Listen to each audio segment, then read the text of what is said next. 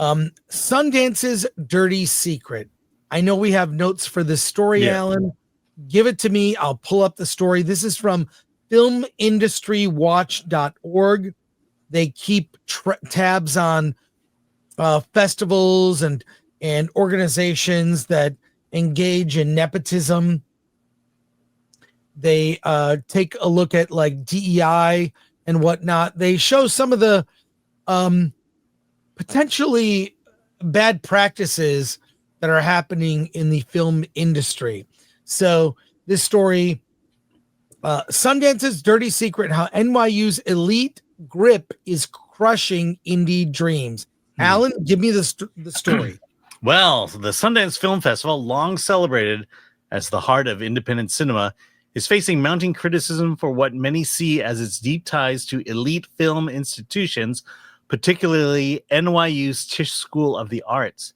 Despite Sundance's image as a haven for diverse outsider voices, a new investigation portrays it as an exclusive alumni reunion dominated by graduates from one of the most expensive film schools.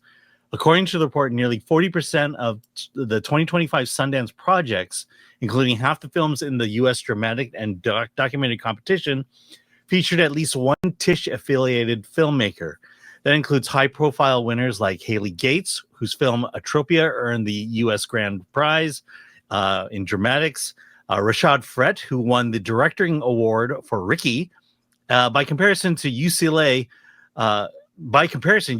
was connected to just 25 projects, and USC representation was notably smaller. The piece argues that Sundance vaunted independence has become an illusion, a funnel for an elite Manhattan pipeline that excludes the rest of America's creative talent. Critics say the imbalance is symptomatic of the systematic favoritism baked into festival structure. Sundance's lab and development programs designed to nurture emerging voices are allegedly dominated by Tisch alumni, with 5 of the 2025 Screen Lab participants hailing from that school. This isn't organic. The school contends it's a network on steroids, turning Sundance into an extension of NYU's campus rather than a national showcase. The investigation further suggests that the festival's selection process reinforces this bias. Of the 14,000 to 16,000 annual submissions, under 1% are accepted. And Insider claims not all entries are even viewed in full. Allegations of favoritism and back-channel recommendations imply that only films with personal connections to the elite program reaches the top decision makers. To believe that every submission is scrupulously viewed is as naive as believing a lunar real estate scheme, the author implies. Wow. The result is illusion of diversity. While Sundance publicly represents representation, with over 40% of its directors being women and others identifying as people of color, the underlying class and institutional homogeneity tells a different story. It's diverse, that's skin deep, because so many of these diverse filmmakers hail from the same pricey coastal enclave. Ultimately, a call for a radical restructuring of Sundance's pipeline, including mandatory representation for non-elite schools, full transparency on selection data, and genuine outreach beyond major coastal institutions. Until then, the festival's brand of independent film remains a contradiction in terms, a system of manufactured scarcity masquerading as meritocracy, propping up a privileged few while shutting the rest out. Look, does this surprise anybody? Let me just say this. If you just send Sundance your money, and submit your film, it's naive. You're not going to get picked. It's like, since I wrote 4 volumes of a book about film festivals. The first edition came out in 1999. There were 4 editions total that came out every couple years. It's changed a lot. You always had to have an in, but there was a chance that a random movie could just make it through the process. It's gotten more exclusionary, and you see it there's while they tout terms like diversity, there's truly no content diversity. There's no diversity of points of view. And I don't think the festival circuit is where the best movies bubble to the surface. It's just not.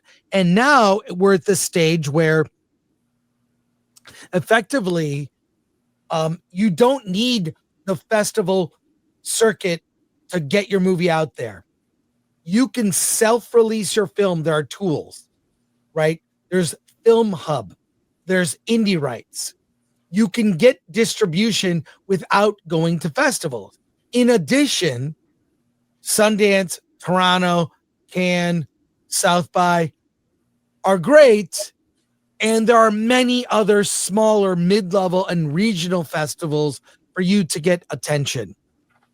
Meaning, and I'll just say, the overall, festivals are not as important as they used to be. And why? It's because of what they're doing. They're being so exclusionary, only letting in people from, NYU or people that are favors or people they know, or based on the identity of the person who made the movie. And what ends up is the movies are not very good. And so as you've commented for years, Alan, the movies at Sundance are underwhelming. Every year you comment, I was whelmed. They're just not good movies because of favoritism. It's the way it is. But the bad news is that there is favoritism at these big festivals. Mm-hmm. That's the bad news. The good news is you don't need festivals. Alan, talk to me about recent Sundance and like what your experience has been watching movies from Sundance. Yeah. So the time I actually went to Sundance, which was the year of the January before everything went to hell, the pandemic. Look, I was in the main theater, the Eccles, and it was all studio stuff. And I get that. They use the studio films to draw eyes to the festival. And then beyond that, there were some really good movies I had seen over time at even online when I was doing it virtually. Last year, I didn't review a single film from Sundance because it was just it was just, like I said, it was whelming. I was barely whelmed by anything I saw. It was all the comedies were all just, hey, we're just going to say and do silly things. That's where comedy is nowadays. But regarding this article, I smell something, and what I smell is a class action lawsuit. I mean, if you're going to spend the money, and I looked it up, it's $80 to $120, depending on what deadlines you hit. The assumption is if you're going to give them your money that you have an equal shot.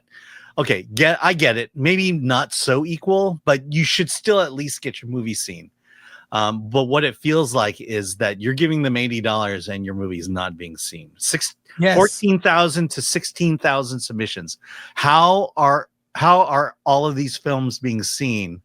And what happens to the films that are only partially seen or not seen, and they have entered and they have given their money for that, the $100? That's not right. And when you are talking about the point it's making here is that if you have 16,000 submissions, why does NYU's Tisch School seem to be getting mostly into the festival? Is it possible that only Tisch School is making the elite of the elite movies out of these 16,000? There are serious questions, and like I said, I think there's a class action lawsuit in the making here. I would agree, but again, as I said, bad news, favoritism. Good news, you don't need festivals anymore. And Sundance is only doing the damage to their brand by uplifting bad indie movies because of favoritism and identity. And they will, live by those values, die by those values. Yeah. So let's go to comments. Let me ask you, what film at the end of the year do you remember that came out of Sundance last year? I don't.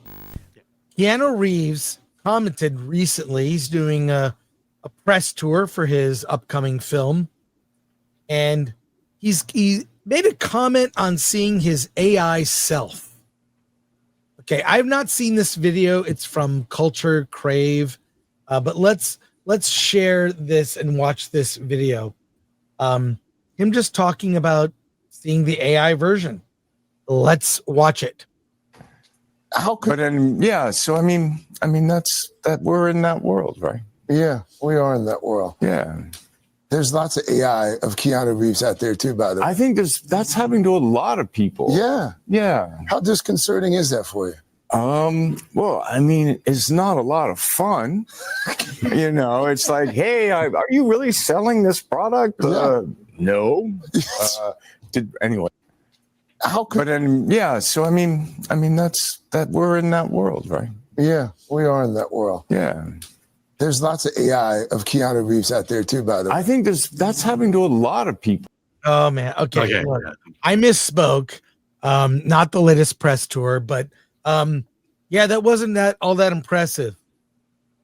What'd you think? What celebrities not You liking just AI versions of commented themselves? on his I'm waiting for the punchline. Where was it? 69. Where's the punchline? Well, in keeping with this theme, Robin Williams' daughter on her father's AI. Okay. It's here's a clip from YouTube. Mind you, some of these news stories I generate, and some of them I'm completely unaware of. I'm seeing for the first time. I don't even know how long I should watch this clip, but here it is, suggested by Atomic Lori. Let's continue. This is Robin Williams' daughter Zelda slams AI videos of her late dad. Let's watch this. Robin Williams' daughter Zelda Williams is asking fans to stop sending her AI-generated videos of her dad. Speaking to her followers October 6th, Zelda writes, "Please just stop sending me AI videos of dad. Stop believing I want to see it, or that I'll understand. I don't and I won't. If you're just trying to troll me, I've seen way worse. I'll restrict and move on. It's dumb, it's a waste of time and energy, and believe me, it's not what he'd want." The 36-year-old then adds, "To watch the legacies of real people be condensed down to this vaguely looks and sounds like them, so that's enough. Just so other people can churn out horrible TikTok slop puppeteering them is maddening." She calls AI gross and badly recycling and regurgitating the past to be reconsumed, saying it's the human centipede of content. Robin died in August 2014 at 63 years old. Speaking about his daughter Zelda on the Graham Norton show in 2011, Robin said, "I just met your daughter before the show." Oh, she's wonderful. Zelda, she's an actress, and she's named after the video game Zelda. My wife was pregnant with her, and my first son, Zachary, was playing the video game, and he went, "What about this as a name for a child?" And I went, "It's a great name." It is a cute name. It's wonderful. I mean, is she named after the alcoholic who swam in the fountain at the, no. Not Zelda Fitzgerald. And she's magical and wonderful, and I think she's grown up with it and done quite well with it. All that does is make me miss Robin Williams. Mm-hmm. Yeah. But now you can see him in AI. And apparently there are a lot of videos of Robin Williams as in AI. Yeah. I think we're in this pioneer phase of AI. It's the Wild West, and we don't know what it will evolve into. I do think what I mean is it going to fully replace movies and writers? Not sure yet. What I've seen looks from really bad to sometimes really impressive. Mm-hmm. So, but again, it's wild, wild west. Okay. So I will tell you where it will first become prevalent in use. Reshoots. Yes. Reshoots. Dialogue. New dialogue. ADR and all that stuff. Yes. And also, second unit in a lot of special effects. I mean, face replacement was already a thing. And my first memory of face replacement being used, you know where it was? Face Off. No, Titanic. Did Leonardo DiCaprio and Kate Winslet did a stunt running away from water, and they did not do it. Their faces were replaced, and that shot looks terrible. It's one of the worst. I mean, there's some bad effect shots in that. Cameron really pushed the limit, but that's when I first remember seeing face replace. No, wait. No, it wasn't. It was Game of Death with Bruce Lee, but that was like a cutout. It was so bad. Yeah. In the early 70s, Bruce Lee had died, and they reshot and shot to finish the movie Game of Death, and they literally put a cutout of Bruce Lee's face on. But that was like not really. It was really bad. But I don't know. Again, Wild West. Let's see where it goes. Yeah. Well, you mentioned, I think, what will be the second use of AI in, like really use. And I think it'll be second unit shooting. Don't need to do that anymore. Hey, I haven't seen this clip, but Quentin Tarantino, who I have adored for years, obviously, Once Upon a Time in Hollywood is amazing. This is a clip from Toronto International Film Festival. It's a TIFF Rewind, and it's Quentin on showing his movies at festivals, which is a clip worth sharing. We will check it out. Here we go. Works in various countries, and of course it's the people you come into contact with. That's the great thing for me, and that will have a direct bearing on what I do in future. So it's not so much what's happening now, it's what's going to happen next for me. Well, it's like funny because no one had ever heard of my movie before it opened at Sundance, and Sundance like created the entire reputation that it had, and all of a sudden people heard about it, people knew about it, and Khan helped that along, and each one of them does a little bit more for it. So when it gets released, you'd heard about it if you've been following the film news. I mean, the thing that's great about it is because you get coverage by the world film press. So if you're like a film geek like me and you read Film Comment or Sight and Sound and they cover the different festivals and they go, oh, this was a neat one, this was a good one. You go, oh, yeah, I want to see that when it comes out, And that's, and that's what this did. The fun part about going to them is, one, you get to see your film with audiences all over the world. All right, and you see how well it plays in Italy when your film is basically being paraphrased into a campfire story, and the headphones, and you see how they dig it in Newfoundland, or how they dig it here, But the fun part for me, aside from that, is also I just get to see, because I'm a film geek, so I get to go to these and I get to see all these movies. I get to see all these movies that I wouldn't see normally. And like last night, I saw Savior of the Soul, the Midnight Madness. It was great. I just loved it, and I probably wouldn't see that in a theater, back home. So no, you better believe it, man. This is a great movie. So yeah, I mean, a lot of people may not know, but Quentin really came to prominence at festivals, and his movie Reservoir Dogs, first feature, was developed at the Sundance Institute. Were you aware, Alan? I was not specifically that movie. No.